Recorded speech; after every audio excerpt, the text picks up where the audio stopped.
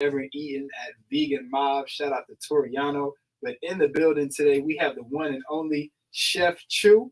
Chef Chu is the founder and CEO of Something Better Foods Incorporated and has been a vegan food inventor, restaurateur for over 13 years. You said inventor. Adopted at birth into a family with the last name Chu. Wow. So this is good. That was actually one of my questions. So adopted to a family with the last name Chu. He believes that he was born with a mission, born with a purpose, and born to change lives one chew at a time. So I'm gonna fast forward, but he grew up in the country, in a family of very happy meat eaters. I assume he means red meat eaters. Red meat. I think they ate a little bit of everything from the stories I heard. Shout out to the diabetes. So born into a family of meat eaters. And noticed over time that a lot of different diseases, from diabetes to cancer, plagued members of his family. I know a lot of us can relate to that.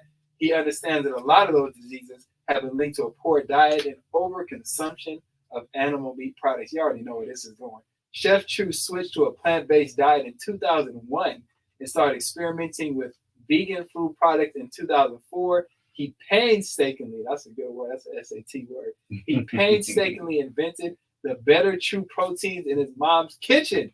Shout out to Kanye West. Come on. And has perfected the textures and tastes over the past 15 years.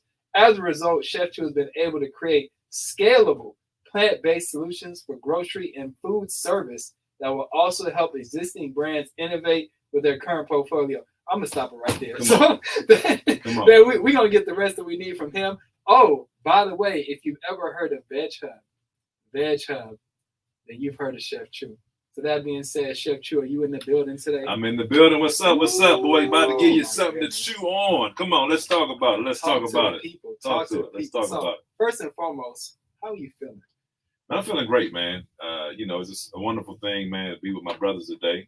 And just want to talk about, man, this my journey, my personal experience, man, and all of that, man. So I'm just happy to be here today, man. Let's talk about it. We're happy to have you with us, genuinely, truly. I know we've been working out in the gym a little bit, have some conversations back and forth, but today is the official conversation about the origin story and also the future of Better Chew. So let's hop right into it. What is Better Chew? What is Something Better Foods Incorporated?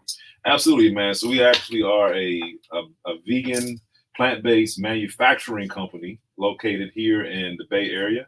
We manufacture plant-based proteins. So we're doing literally everything from a plant-based fried chicken that looks like chicken, tastes like chicken, but guess what? It ain't chicken. Crispy on the outside, white in the middle. We make shredded steak. We make vegan ribs. Wow. We literally make it from non-GMO organic ingredients, things such as soybeans, garbanzo beans, brown rice. And we're literally creating that into plant-based proteins, man. And so, so the mission for us is to change lives one chew at a time. And we're on a mission to save life. It's a life or death issue, man, especially in the Black community where we have the highest rates of disease, and so we're trying to create products, man, that can be a solution for our people. Man. So you got a mission and a purpose behind Better Chew. It's not just about making money and getting on the Instagram. It's about man. I mean, it's, you can go on Instagram and be cute, man, but it's all about really people dying, man. I mean, it's as simple as that, man. And we need some solutions out here, man, that's not only plant-based, but nutritious. And that's one of the things that we really, really are trying to do, create some plant-based You ain't trying to do anything. Hey, that's true, man. We doing it. You in the streets. Say it again. Come on, Cat. Say it again, man. You're in the streets making things happen. You wiggling out there. Come on. Let's talk about, what is that process to turn a plant-based product into a meat-like product? What does that involve?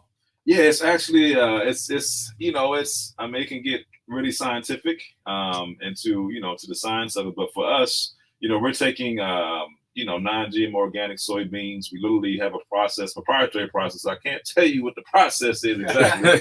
But the killers will be told us. The killers will tell you. But we literally take beans and different grains, we turn it into like a milk, and we take the whole grain, the whole bean. Wow. And we literally have a process to get it to a meat-like texture. So it's like literally about 7 or 8 steps that we go through to kind of get it to that texture, man. And so it's a process nonetheless. But the good thing about our product, what we do, a lot of products are made from like isolated products, so meaning they have like soybean isolates, or they take the beans and they take out the protein, they extract it from the whole grain or the whole bean. We're using the whole grain, the whole bean to create our product. So it's actually a lot more nutritious. The fiber is still in the product. Wow. And so it's actually, one of the things that we really wanted to do is make our product where the ingredient profile was clean ingredients, every ingredient you can pronounce. Wow. So we're That's not important. using ingredients that you never heard of. I mean, there's so many foods that we eat that we don't know what we're eating. Right. So for us, we wanted to have real food, real ingredients, whole foods that was nutritious, but we literally got a way where we create this texture. If you ever have our chicken, or our steak or our beef, it has like this texture where it makes like a muscle meat almost. And it peels on itself when you get that chew, that bite, right? Wow. So that's why we call it better chew, man. Which is, it's pretty special, man. So yeah. That's some heavy temptation. You know what I found very interesting? This has been in the making of like 20 years in the process. It's been a life work, man. Yeah. Absolutely. And like you said, I know you personally. I know some of your backstory. You didn't grow up, first of all, vegan. Nah, not at all. You've been vegan, almost 20 years now? Yeah. 2001, man. So it's almost 21 years now, man. Yeah. And how did you start, because you were just in the kitchen, just kind of making up your own concoctions, man? How did I always like to start with my personal backstory, man. So I grew up in the South, the top of the South. Where in the South, Virginia? Right above Virginia. So Virginia's like an hour from me. So I grew up in Maryland. We don't say Maryland, we say Maryland. Right? So we grew up in Maryland. Shout out Maryland. We called it Southern Maryland. So country boy. My father literally, my daddy was still sharecropping I was born in 1982. He was still sharecropping until 1986. Yeah. So you're talking about, seeing that the one bedroom outhouse, one bedroom house with the outhouse. I saw all of that growing up, but that lifestyle was a hard lifestyle. Many of the people that grew up in that type of setting, they ate from the land, so that my father was when I was a kid, he was sitting in the window shooting squirrels. Wow. And they would, it's crazy thinking about that, right? It's country, right? Oh, no, last time I seen a squirrel. My man was shooting squirrels in the window. That brother was. That was just normal. That was normal, man. That was just had the oak tree right here, about 5 of them. He waiting for them to come up in there and shooting them. Man. And he had a shotgun. Yeah, the shotgun. That dude was like Black Panther, man. That dude was in that thing. Man. So, we ate, man, everything: fried chicken, ribs, pork chops, ham, squirrel, chitlins, and all of that, man. And so at the same time, going into your mac and cheese, your potato salad, traditional soul food with deliciousness. And so, and so all of that type of stuff was, that was a part of my culture. That was my experience. Yes. It, wasn't thought about from a health perspective. It was about family, grandmama recipes, everybody just eating good, feeling good, having a good time. So, and so when we thought about my best memories was really centered around food. Yeah. And so, cookouts, what I mean? Had the ribs, Pop's gonna be got the big grill, the ribs and all that. And so all those great memories that I had was really centered around food. Food was a part of my culture. Yeah. It was our identity. It meant family. Family is everything. All of that was centered around that kitchen table. So at the same time, the dichotomy of that was that food also plagued our family's health. Yeah. I think you speak for a lot of families. Yes. Not just your family, but 90% of our audience listening right now. Especially in the South. Oh, yeah. In the South, in the Bay Area, in the South, the North, the East, the West. And so, like you said, man, that represents a lot of our families, man. We love to have good food, good eating.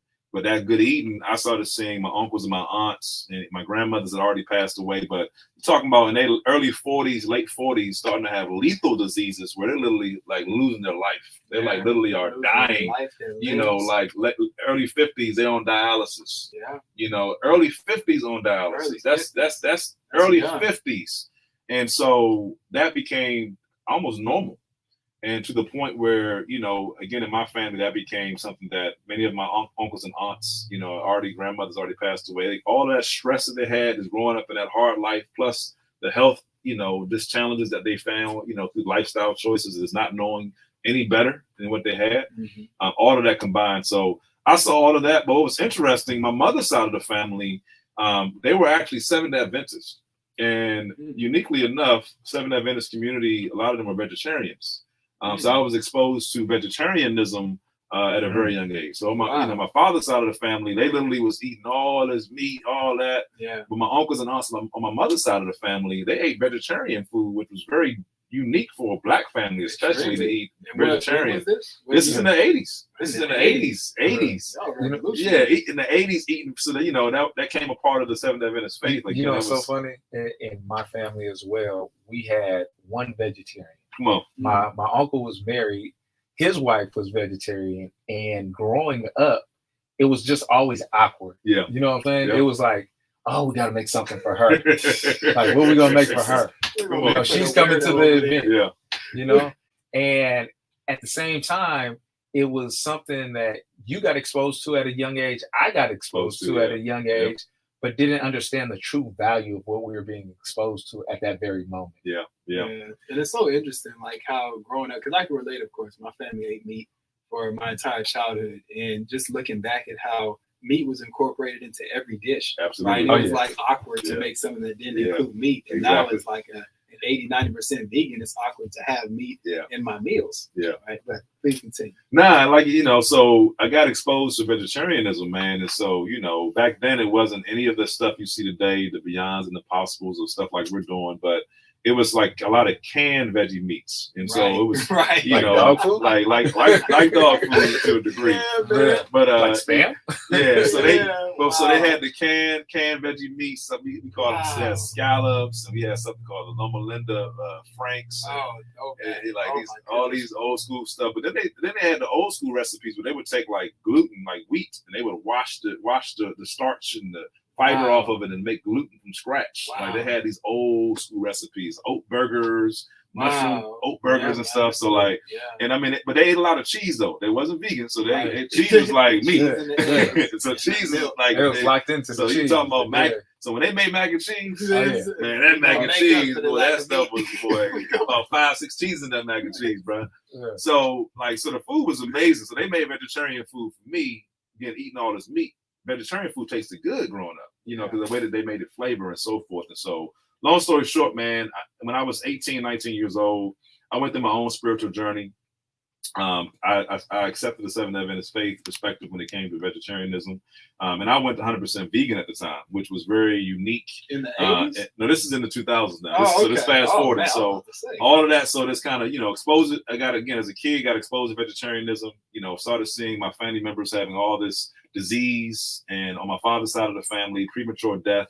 When I turned 19, all of it started to click in my brain.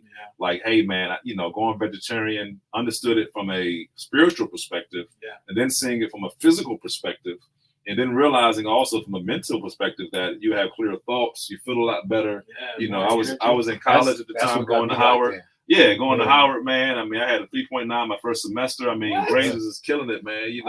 So all of that was like my when you're like 18, 19, you're trying to find yourself. So I'm still trying to find myself. I'm still, all of us, man. So that was a big time for me, like one of my pivotal decisions that I stuck with at that age. And it started my personal journey, man. So I became a vegan. And at that time, it was oodles and noodles, what we call it, top of ramen noodles. It was spaghetti, pretty much 3-4 times a week.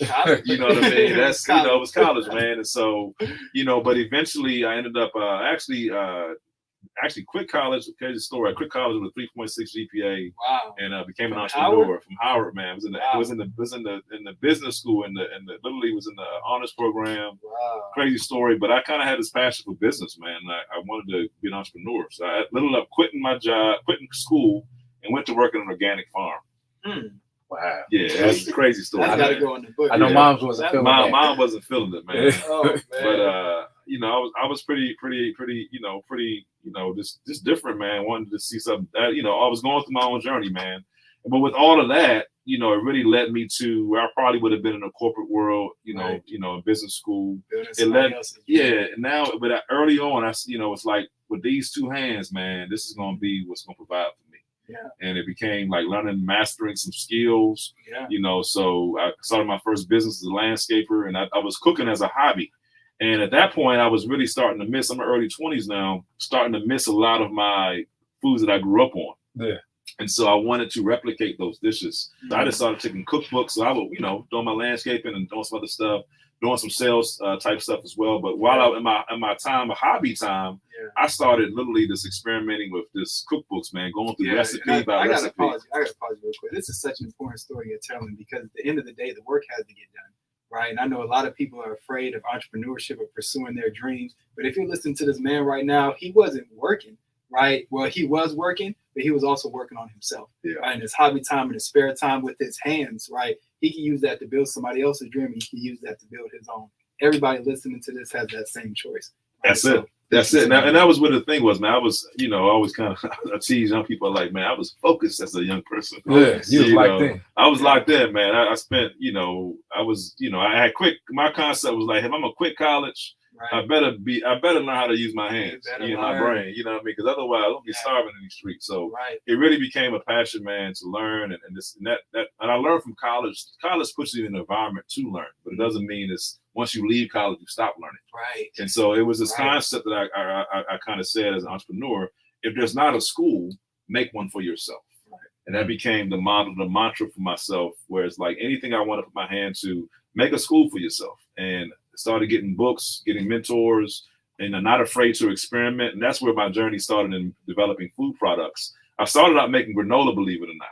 I had a product called Crunchy Bunchy Granola. There we go. We don't box. We got a granola that will knock you out. Come on, the crunchy bunchy granola. And had the 5 flavors: the sensational strawberry, the pleasing pineapple, the sunset peach. You know what I mean? And so the blueberry blast. And early when I was making these foods, man, I was doing it more as a hobby, but I started creating names and creating songs, and it became a passion. Like, man, I just really kind of gravitated to that. Yeah. And I wanted to replicate, fried chicken, man. I was a fried chicken lover. Ate, KFC and 20 piece, 50 piece from the Ponderosa. Hey, back in the 2000s, KFC was hot. Oh, the honey barbecue chicken wings. Oh, come on, you ever been to the buffet? The KFC buffet? I ain't never been to KFC, but I've been to the Golden Corral and the country. We had the old country buffet. Anybody from Maryland know about the old country buffet? Oh man, I spent many days eating 20 pieces, man, and this, But like I said, I wanted to replicate things that I grew up on, and that led me, man, just going into the kitchen and spending hours and hours and hours up 2 o'clock in the morning experimenting and taking grains and beans. And over time, man, I started learning these secrets of how to texturize beans and create these formulas, man. And it was more curiosity that led into a discipline, and that discipline kind of formulated into some real discoveries on how to do some real serious stuff in the food game. That's incredible. Yeah, that's incredible. And let me ask you. I was gonna say, with those recipes, when did you know you had something? Man, at first, when I first started, everybody would tell me. Who was your guinea pig? My mom was my guinea pig. She was my first guinea pig. So Mama Chu, man. And what was interesting was that, my family would be like, my family and my friends was kind of my guinea pigs, but it would always taste good for the most part, but it always looked horrible. Right. But they be like, you say horrible, what you mean? It just didn't look appetizing. It looked like a concoction. It was like, what is this? You know what I mean? It was like, this tasted. So everybody would be like, man, it tastes amazing, but it just don't look good. So I was like, if I can just figure out how to make it look good, I'm on the game. You know what I mean? Look as good as it tastes. So eventually, I had to build my skill sets and really kind of learn the chef game on how to really get it look great, man. But it really just began, I think the spirit of curiosity was the biggest gift at that time. Yeah. I wasn't afraid to take some ingredients that I never tasted before and put them together and try to make something. Yeah. And I think fearless. Fearless, man. And I think when it comes to people transitioning to a healthier lifestyle, a lot of times we're stuck in a rut with this. I've been eating like this all my life. I'm afraid to change my behavior or my taste, and this feeling that we can't get out of that lifestyle that we're so used to. So I want to share something that's on my heart real quick, because this has been at least a common theme in my life and the conversations I've been having with people saying well, this is just who I am, right? We got 20-something saying, well, this is just who I am, right? And it's like, at the end of the day, how do you know who you really are? Especially when in America, you are who you've been told you are. Exactly, right? Yeah. Who we've been programmed to be, right? So even this conversation around veganism, right? And eating healthier and even trying meatless Mondays, right? But I know for my entire life, up until my mid-20s, I was a meat eater, right? That's how I identified, because that's what I grew up as, right? Until I was exposed to something different. and I decided. That's how you know who you are, when you have an actual choice. Yeah. Right. So I pray that everybody listening to this is really tapped in to the free game you're getting right now. So, fellas, I got a quick question. One of our YouTube viewers chimed in and pretty much asked, why are most men not interested in cutting out meat in their diet?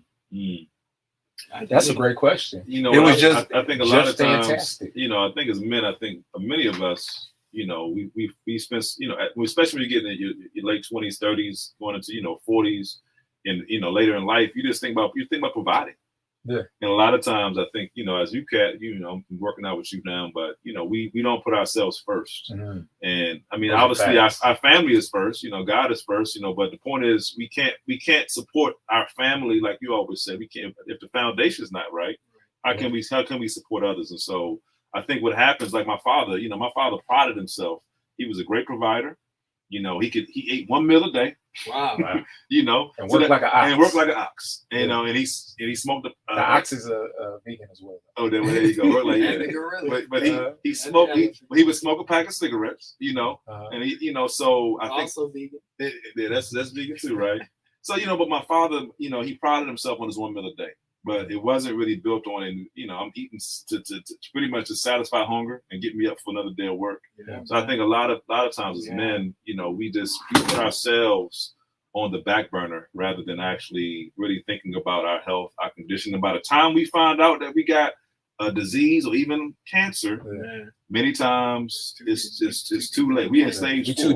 We too deep in. Yeah. And that's been, you know, it's a lot of times with us, especially. You know, we got a lot of stress. Yeah. You know, a lot of times too, I think men carry a lot of stress that we don't really a lot of times communicate. So it's easy to, you know, to eat, you know, and get that satisfaction. Or we got vices that we go to kind of take our mind off of the challenges that we're facing and not really deal with it. So we don't do a lot of self-care, man, due to a lot of the stresses and things that we deal with in our lives. And I think another point to the question we just got asked, we've been taught that it's masculine to eat meat. Yeah, you know, you're not a real man unless you eat meat. Yeah. And I think that's one of the things I love proving other men wrong. Like if anybody's gotten in the gym with me, come on, you know what I'm saying? Absolutely. Workhorse. Come on. Like people are at such a disadvantage because even growing up, I know everybody remembers the food pyramid. Right. And on the food pyramid, you would have like milk and eggs and chicken and dairy and just all. And it's like the programming starts. The programming starts from such a young age. We're taught to believe, oh, well, this is part of a healthy diet. A healthy diet for who? Right? Like who's teaching that to us? Yeah. Right. And like, what else are you being exposed to, especially if you're not seeing something different in your home? Yeah. This is how you say that's how we live, man. They say you need a ham sandwich and you get some meat in your bone. You know what I mean? With the American cheese, not even y'all know that's like real cheese, right? Kraft? What? That's not real cheese. It felt like cheese. It felt like cheese. Looked like cheese. It Don't ain't. taste like cheese. We'll come back to this. So let me ask you this, right? Because you touched on a really important topic, talking about like you quit school, right? Like so many of the world's greatest entrepreneurs, right? We think of like Mark Zuckerberg, and we think of like Steve Jobs, and we think of Bill Gates, right? And I know those are all white men. Right? There's so many. Jay-Z never went to school. Like he went to school in the streets, right? Nas. But so many with Nas, right? Dropped like out. so many either dropped out or never went to college. And the ones that did drop out that became successful, they look at that as just like you said, like a vessel, right? Like it was a means for them to just start honing their craft before they broke off. Yeah. Right. So I want to ask you, in terms of this concept of entrepreneurs being born versus bred, right? Like, what do you think about that? Yeah, I think in life, I think, you know, college has its place. I think what I found is that I think we all are searching for our purpose. I mean, what college does do for people, you know, especially, you know, if you get a degree, it gives you a discipline on the studying, sticking with something and finishing. So I always encourage any young person, you know, if you're not really sure about where you want to go, like, you know, college is a good place that you won't waste time by going to college to get a degree. That will come in handy. At the same time, there's other things outside of education or college education that you can also utilize to support yourself. We don't really, especially in the Black community, we don't emphasize trades like we used to. We're the plumbers, the electricians, the builders, the masons, and all of these skill sets that was the janitors and stuff. So we have dumbed down, Either you're an athlete or you're nothing. Yeah, we've dumbed down like skills and trades and some of those practical things that put a lot of food on the table, and even some of the most successful just economics in our community. It's not exactly. You know, and so it's kind of like we went through a phase, I think, in Black America where getting a college degree was everything. To neglect that, we don't want to work no more in doing hand labor jobs or mechanical jobs. Like we had to do that, but the reality is, if you look at the American economy, those jobs are, a plumber comes to your house or comes to my company, they charging me $80-$90 an hour. An hour. And they charge me for lunch. Exactly. And so, I'm a big fan of Booker T. Washington, talking about Black History Month. And Booker T, his whole concept was that if you have a skill that all people need, back then for him, what white folk gonna need, you're never gonna go hungry because they're gonna want your skill. So if you can make, like they made bricks at Tuskegee, like they made goods, things that city needed and the community around them needed. So the whole idea was make yourself useful. Right. And when you have a skill that you have, whatever that skill might be, if you master that thing and you got a product or whatever, you're now going to be in demand. You know what I mean? And so that concept for me, I grasped that idea early as 19, 20 years old. I kind of had that, that philosophy kind of set in my mind and really built that over the last 20 years. And it's really good. I'm glad you brought that up. Whole Booker T. Washington, if Black history, Booker T. Washington and W.D. Du Bois were, kind of pitted against each other just from this concept of skills trading versus or learning like different skills and trades versus the talented 10th. Yeah, right? exactly. Being like the top 10% of our community that are essentially going to lead and set the precedent for the remainder of the community. Mm-hmm. And I'm a firm believer that both of them can and should exist. Yeah. Right? Because at the end of the day, you can have all the skills in the world, but we still got to build things. Absolutely. Right? And we need to build it sustainably. Because if you have a skill or a trade, ideally you should have a company, right? Because you might not necessarily be able to pass that job on to your children, right? But if you have a company, then at the very least you can hire your children into your company in order to do that. I mean, and we're about to get into the structure of Better Chew, right? But that's also an important conversation. So I love it. No, I love that, man. Like I said, I'm a big fan of the history as well. And like you said, man, I think that we need to be owners, man. And I think that was the thing that I think, ownership, again, when my daddy was a sharecropper, man, that whole experience, my father bought his first piece, my father and my mother bought their first piece of land right before I was born. And one of the things that he would do when I was a kid, like 5, 6, 7 years old, he would walk the land. We would go to the landmarks of the land. Wow. And what he was teaching me at that point was here, he was a sharecropper. Sharecropper meaning he leased the land, his family leased the land. My grandmother would lease the land from the white man. Yeah. And they would then have to, grow food, and they would have to split the profits. Right. And sometimes it wasn't even splitting the profits. Not at all. And so, it was a very difficult life. And so when he bought his first piece of land, that was a place of ownership. Right. He owned that land. That was his land. And that was a very pivotal moment for him. So I like to say, man, like to your point, in all of our skills, can we create, like I said, businesses with our skill sets? Can we have ownership? I think we take for granted what our skill sets are. Yeah, you know what I'm saying? Because some people, it could be just baking. As simple as that. Yeah. It's true. You know what I'm saying? And people overlook it. It's like, I just bake. Yeah. Well, you can provide for your family. You better believe it. On that baking skill. Yeah. Absolutely. You know what I'm saying? Something that's simple.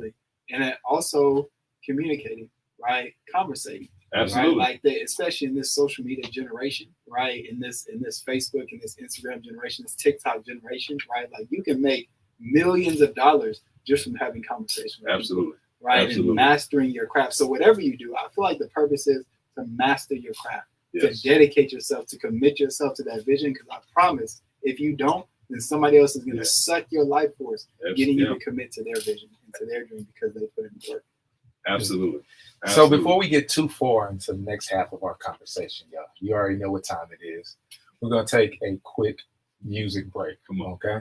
You're listening to KGPC 96.9 FM Oakland and streaming online at www.kgpc969.org. This is the Anything Can Happen show with Kenya Asa, Kwesi Dreams, and your man, Cat Fitness.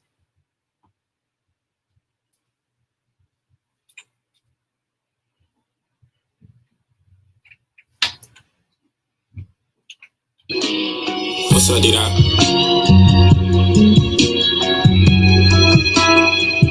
Love. 11, them numbers been popping up lately. Demons around, but angels surrounding me daily. Send me a sign, you know that I got it, my baby. 11, them numbers been popping up lately. Yeah. 11, them numbers been popping up lately. Demons around, but angels surrounding me daily. Send me a sign, you know that I got it, my baby. 11, them numbers been popping up lately. 11, them numbers been popping up. 12, the numbers been popping up. 12, 10, the numbers been popping up. 222, the numbers been popping up. 222, just to remind me that I'm on the right track. Cuban link, the Versace road when I write raps. Drive down the 5 southbound and I fly back. Looking at all this Atlanta nigga tryna buy back. 11, them numbers been popping up lately. 11, demons around, but angels surrounding me daily. Send me a sign, you know that I got it, my baby. 11, them numbers been popping up lately. 11, them numbers been popping up lately. There's demons around, but angels surrounding me daily. Send me a sign, you know that I got it, my baby. 11, them numbers been popping up lately. 11, them numbers been popping up. 11, 333, the numbers been popping up. 444, the numbers been popping up. 444, 555, the numbers been popping up. Just a reminder, my people is reaching out. It's easy to download a message depending on which eye that I'm seeing out.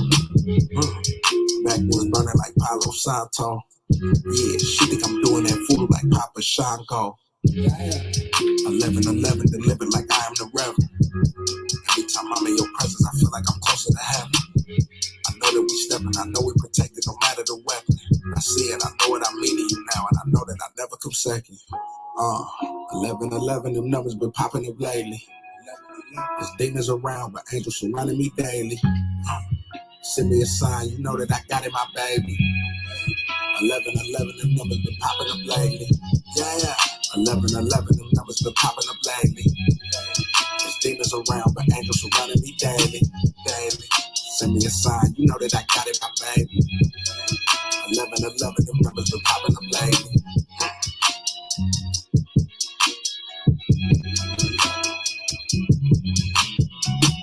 Angel number 555 reveals that you should stay confident. As angels are headed your way. The 555 angel number means that any great clouds covering your life are about to be sent away by a woman by the spiritual wind. One love.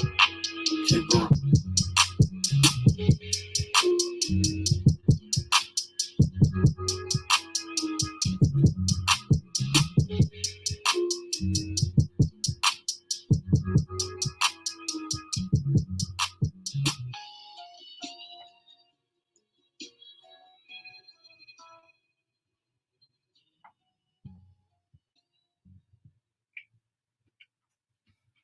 And you're listening to KGBC 96.9 FM Oakland and streaming online at www.kgbc969.org. This is the Anything Can Happen show with Kenya Asa, Kwezi Dreams, and your man Cat Fitness. Yes. Man, that was Back to the Future, Rich Rock, and D-Doc, Angel Numbers.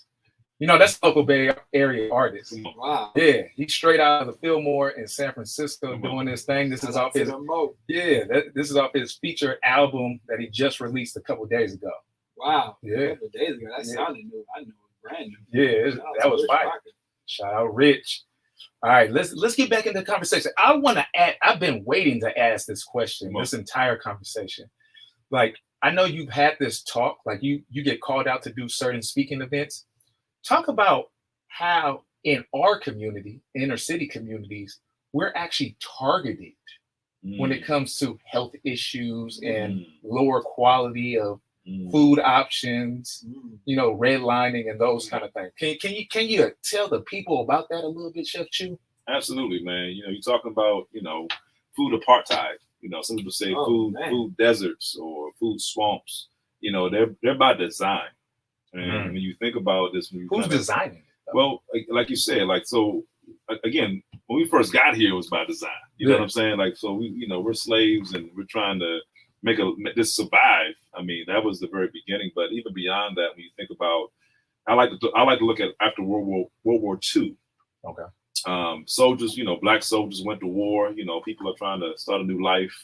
You had the New Deal, by Eleanor Roosevelt at that time, Dwight Eisenhower at the time, and it was a system or institutional, I should say, infrastructural racism that pretty much came into being called redlining.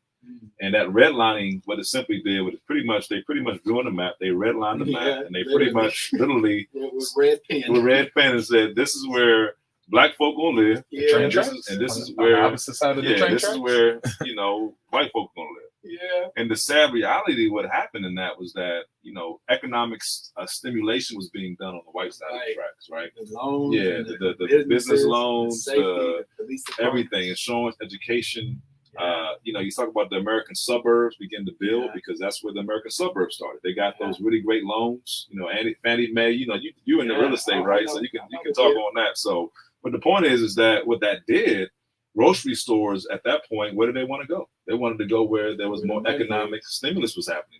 Banks, the SBA, all that was giving capital to these type of areas, economic development. Whereas in our communities, you had, again, that's where the Chicago's and these even like places like LA and Oakland, blacks are migrating to these cities, but then exactly. But the reality is, these places aren't getting, what we did. Well, at that time, we were still kind of doing for ourselves, but doing the best that we could. So it was the ones that weren't being burned down. Exactly. But what you found was that, again, these places, especially in the 70s and 80s, as it started coming, they became, food deserts where there was access to food, but the food quality, you still pretty much had a hyper fast food restaurants. You had Joe's Chicken Shack on the street. It's so funny because I never really tripped off that growing up. Like, going to Richmond, going to Oakland, you see the McDonald's, the Burger Kings, all the fast food joints, all throughout the community. But you go right over the hill to Walnut Creek and San Ramon and all that, and they might have one for like 3 communities. Yeah, exactly. Yeah, for like 3 communities, we have one on every other block. And I always challenge people. So when I first got here, we went down. And when you're not from the Bay, you come to Oakland, you want to go to East Oakland. So when you go down East Oakland, you're gonna go to International Boulevard. And you just drive 5-10 miles, you're going to see. I mean, I did a documentary on it, believe it or not. You can actually check it out. But liquor stores, cash check carry, you know what I'm saying? It's this all you see. This fast food spots and grocery stores are not in sight for miles. Right? And so what you had is at the liquor store, or the little corner store, right? And the quality, what you find even in those communities, there's bars on the windows. Right. So where you're eating food, it's almost like they're feeding animals. It's like that's the kind of, but then that's how people things are so much overpriced. Like to eat absolutely healthy, everything's overpriced. Exactly. So what is Better Chew specifically doing to address those health disparities, those food deserts within our communities? So our mission, as we say in our company for Better Chew, man, is to democratize the access of these products. Meaning, we got to find ways to get these products into our communities. And so Better Chew products. We got to make it affordable. So initially we had in Oakland for almost 5 years we had the Veg Up restaurant. Pretty much Veg Up restaurant. That was the hub. The hub, testing ground. Providing affordable plant-based food options to the community. And that was a really big part of that mission. And but since then, we went into manufacturing. What I learned in business is that what we don't have in our community is people that are the producers, but typically we're the consumers, right? But we're not the ones. We're the mass consumers, and then we also, like I said, we can market products. We can do the jig for them, right? And dance for them a little bit, but when it comes to us actually being the ones owning the production of the product, that's very, very far-fetched in our community. So what I learned is that if who manufactures the product and how efficient you manufacture that product allows you to be able to give it to the end consumer at a more affordable price. Yeah. And if you can control how the distribution of that is going, so again, figuring out how to make the efficiencies and the means of production, and then having a way to get that means of production to the people directly. Yeah. Because if I sell to a grocery store, they still gonna mark it up wherever they want to put it at, which is what they're gonna do, right? Speaking of grocery stores, where you at right now? Yeah, so right now we are in Whole Foods market. So we sell to about 100 Whole Foods here in California, Arizona. White fans. Hey, come on, no, I got a whole lot. I got a lot of love, man, a lot of love. And I appreciate them. They've been a great supporter, because again, one thing I've learned in business is that you got to get a stable business so you can support everybody. If that makes sense. Yeah, man. You got to think about it holistically, right? So manufacturing again was critical for us, getting that systems built. So right now we're literally manufacturing thousands of pounds of our product a week.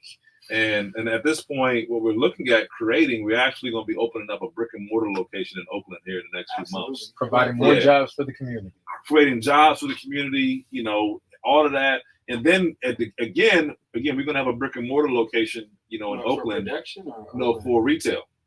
For retail. So have a better choose store. Man. We're gonna be a restaurant concept / all the products that we manufacture right to the people. Wow. And now I got to sell to a distributor, and then they sell to the grocery store, and the grocery store sells to you as a customer. The middleman is out. Yeah. So I'm going right from the manufacturing all the way right to you directly, right? So that cost savings for me, I'm going to pass it on to you. Yeah. And so what we want to do, man, is create that all across the country, have better chews all around, creating. So it's like the new Lucky's or Safeways we're talking about. Well, but it's going to be more of a brick and mortar / restaurant concept. Okay. So it won't really be it's going to be Safeway got a deli. They got a deli. They got a deli. Come on, they got a deli. Come on. And so the idea, man, is to create a model where we can bring the product right to the people. And it's so important, man, because we're plagued with high blood pressure, diabetes, cancer, all these type of things, man. And shout out to my boy Vegan Mob. He's been rocking with me since we've been starting. Brother Toriano out there. That was our first guest. My man Toriano. He's on Facebook right now. Yeah. Much love to you, man. Shout out to his wife, Miss Maya, too. Maya she got too, her smoothie. They got the smoothie, bougie smoothie, man. Bougie smoothie. We got to get them in the studio. Yeah. And it's the exposure. A lot of it too is exposure, and that's what Vegan Mob, bougie smoothie is exposing our communities to healthy options. Yeah. Whether we can think different, it's a change of mindset in a major way, and so. All of this, man, is us collectively seeking to make a change, man. And so democratization is access. You got to have access points. Yeah. And that's where the vegan restaurants, again, people like, yourselves who's provide not only, the education piece. That's also because, again, you can have access, but if your mindset is not changed, you're still going to eat the same way. Exactly. And then I've seen that over and over again. You can have, during the COVID, they was giving out free produce all over the Bay. Wow. But guess what? That produce was still being there rotten because people wasn't. They was like, and that's what part of what Heal the Hood was doing. We was going in there, not only providing the produce, but providing the education behind it. Exactly. And that education, man. My man Matt White, what's up, fam? But that's really what it's all about, man. It's providing the education, man, and that education is what was going to help you make good decisions to make that change, man. And that's what it's all about, man. We got a few comments from our live listeners. Shout out to everybody that's listening to us at ach.show on Instagram. That's at ach.show on Instagram.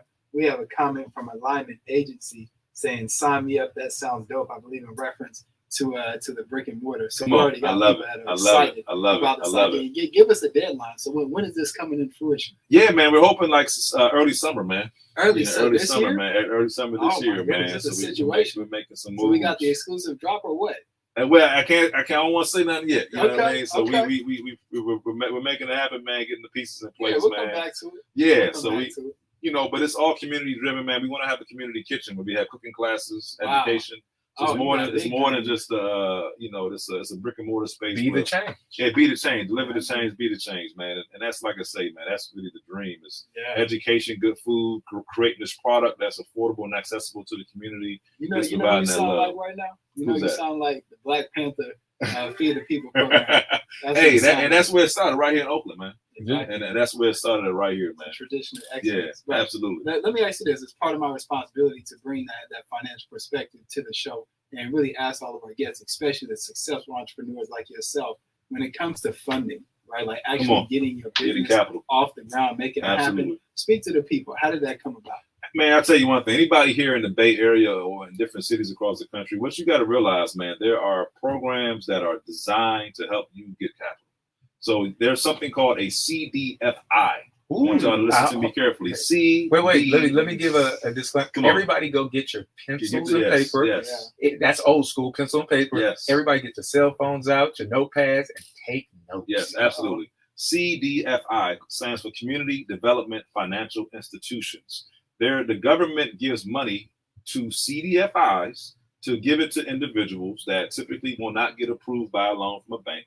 They give it to people that might have bad credit scores. So all of those things you'll say, well, I can't qualify for a bank loan. I can't. The CDFI is set up to support and help you to get off the ground while you're getting that stuff fixed and getting it set up. And that's really so when I came to Oakland, what I loved about the Bay Area is that there's like almost 8 or 9 CDFIs. You can choose between the ones you want. So I came here, it was a group called Working Solutions, the first to believe. They give you a $50,000 loan, up to $50,000, $5,000 to $50,000.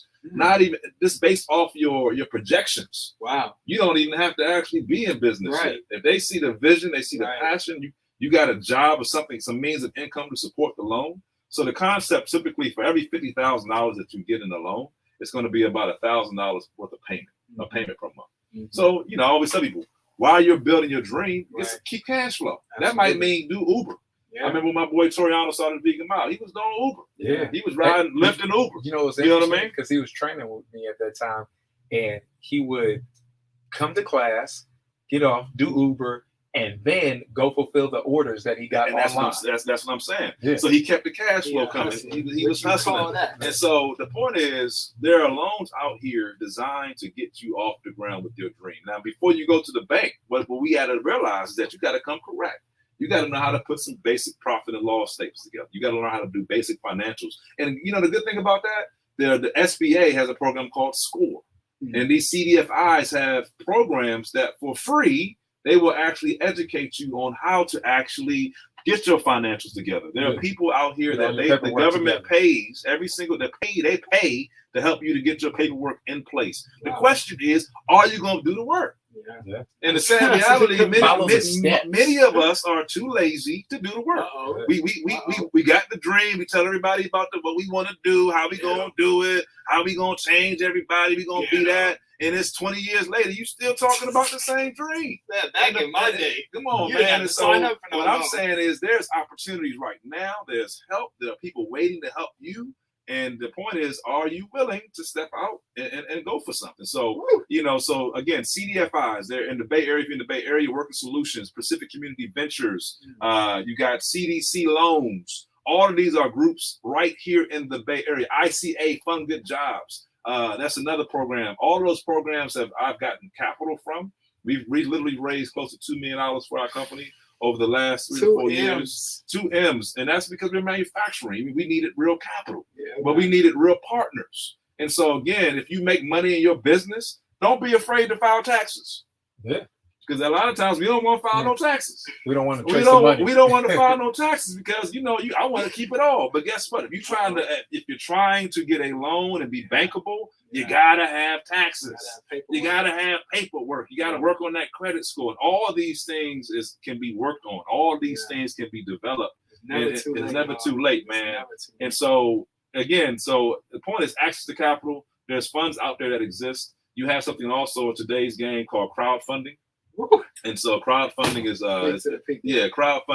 another solution that small businesses, if you got a dream, you got the crowd, your friends, your family, your community, you got a great idea, you got traction in what your business is doing, you can go to the crowd and pitch your business. So there's programs called WeFunder, which is a crowdfunding platform that allows you to be able to pitch your concept to the crowd. They work with you, get your business plan all in place. Start Engine is another one. So there's groups out there that allow you to pitch your business to almost like you're going on Shark Tank to the crowd. And the crowd can invest into your business, real dollars, become partners with you as you build your business, and help you get off the ground. Man. And so so there's options. You know, you sound like right now. Who's that, man? You sound like Marcus Garvey. Right hey, come now. On, man. Come on. Now you talking about my man Marcus Garvey. You talking about crowdfunding? Hey, yes, that sir. Is the master of crowdfunding. Yes, sir. I had to take him out. Yeah, right? exactly. Yeah. The master, right? And that's exactly what he did.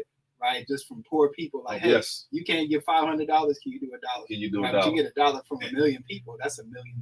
Man, and the thing is, especially in the Black and brown communities, again, you can invest as low as $100 on a crowdfund platform, and we spend $100 for so much less on foolishness. You talking about stuff we don't need, and we got $300 for the brand new Jordan. Come on, you know what we're gonna say. We got $500 for bottle service. Come on, man. And so if we just simply said to ourselves, we're going to negate or deny ourselves from getting those fresh Jordans. Right, and invest that into. Oh, you heard people. Hey, it needs to be said though. Look pretty on Instagram. It needs to be said. It needs to be said. I love Jordan. Jordan, they already billionaires. They already. LeBron is already billionaires. They every time they go on TV, they getting paid. Right, we ain't getting paid. So we just said to ourselves, we going to deny. Everybody say I ain't gonna buy that pair of Jordans for this year. How much money you think we have in the Black community? This for not buying the $2 billion. Come on. If we just took that and said we're gonna make a fund and invest into ourselves, into the brightest and young people that's got some great concepts out there, we're gonna create our own Shark Tank and we're gonna invest into these young people. What would that look like? Change the game. Change the game. Yeah. And so again, we are sometimes our own worst enemies because we got to take again. We can't blame it on the white man or this person ain't doing this for us. What are we gonna do for us? Exactly. What are we going to do? And the reality is people out here, and yes, is there racism? I experience racism on a frequent basis, but at the same time, they can't stop what God has given me. Yeah. Exactly. When God has put something in your life, ain't nobody going to stop that from happening, but you.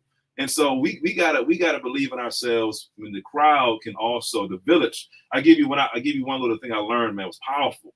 I went to the redwood trees. Okay. Now, when I looked at the redwood trees, my assumption was that the redwood tree had a deep root system. It's the tallest tree in the forest. The redwood tree I said, man, the redwood tree has to have a deep root system. In order for that thing to grow so tall, the root system has to be deep. But what I learned, the redwood tree actually grows in a grove. So there's multiple redwood trees. Yeah. And when you look at the redwood tree, the root systems actually don't go deep; they go wide. Wow! And all of those trees in that grove, that redwood grove, hundreds of trees in all one grove. Sound like they feed off. They all their root systems are horizontal. They go about 12, 15 feet deep. That's it. Yeah. And they all interconnect, which creates stability so that they can all grow tall. Yeah. And so that redwood tree, what it teaches us is, no man is an island. Yeah. We a village, and we're stronger together. Collectively, we can reach the mountains and reach the top. But we have to, again, many times in our community, we're like crabs. Everybody trying to do this thing. We ain't willing to work, help each other out. And I mean, and I've learned, man, the more you give, the more you're going to give back, man. The more God is going to bless you back, man. This goes that way. See, I already know we got to have you on for a second show, man. This is because we're almost out of time. And you just warming up. That was a warm up, y'all. That was a good warm up. Yeah. Can you let our viewers know where they can find you on social media so that if they want to get more information? Absolutely. So check us out, man. Better Chew. You can go Instagram, Facebook, all of that, man. You can check us out, man. Eat Better Chew, our website.com. You can check us out on eatbetterchew.com. Wow. We actually are shipping nationwide. So anybody that wants to get our product, nationwide distribution, direct to consumer, you can go get our product, support the business, be the tribe, be the change, help us to change lives one chew at a time, man. So Eat Better Chew, eatbetterchew.com. Ooh, wow. Yeah. That was fantastic. So you just listened to another classic episode of the Anything Can Happen show. Follow us on Instagram at ach.show. That's at ach.show. Again, this has been another classic episode of the Anything Can Happen show with Cat Fitness, Quessy Dreams, Ruby Envy, and today's special guest, Chef Chew from Better Chew. Shout out to our station manager as well, Felicia, holding it down for the people. Tune in next Thursday at 12 o'clock Pacific Standard Time on Instagram Live and KGPC 96.9. Like, watch, subscribe, share this video, and we'll listen or we'll tune in next week. Peace.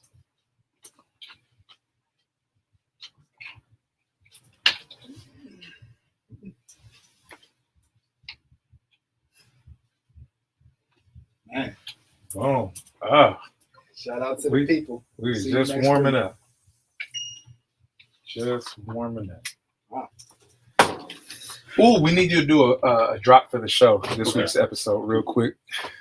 All right, everybody. Thank you for tuning in. Just like Kwesi said, make sure you like, Hey, man, praise God, man. subscribe, and share this video if you found it to Hey, be man. valuable. We always bring in the heat. We always bring in the content. Make sure we'll see you next week. Soriano, man, got that guy get some really serious guy. I've been helping him since he started, man. We pretty much Wow. That's what it